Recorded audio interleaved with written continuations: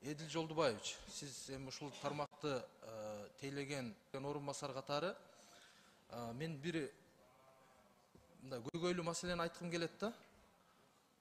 Туура ар тармактуу пенсиялар көтөрүлүп атат. Ошого утурлай эле аскер кызматкерлери жана ошондой эле укук коргоо органдарынын пенсиялары көтөрүлбөй келет да. Ошонун себеби эмне себеп? Бул боюнча аскер кызматкерлеринин өзүнүн мыйзамы болот, бар пенсияга чыгуу боюнча.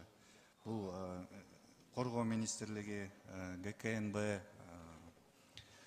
МВД бардыгынын өзүнүн кызматтары бар пенсия боюнча.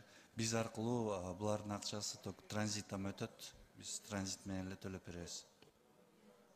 Бирок акыркы тапшырма азыркы учурда толугу менен бул жоопкерчиликти ушул соцфондко берилип атат. Бул боюнча тийиштүү токтом долбоорлор да даярдалууда. Анан албетте жанагы сиз айткан биздин эмгек сиңирген пенсионерлерибиз, укук коргоо органдарынын кызматкерлери мындай жетекчиликтин кабары бар. Буюрса жакынкы январь айында бир эмелер чечимдер чыгат. Мына финанс министрлигине да тапшырма берилди бул боюнча.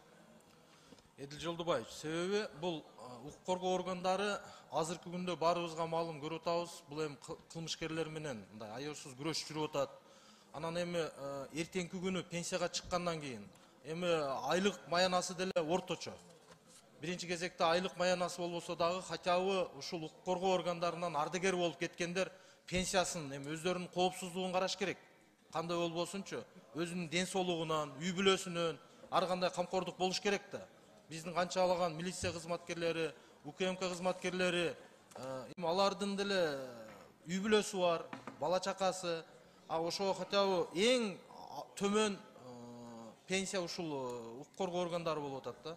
Ошого дагы финанс министрлиги менен биргеликте бир долбоор болсо алып келсеңиздер талкууласак.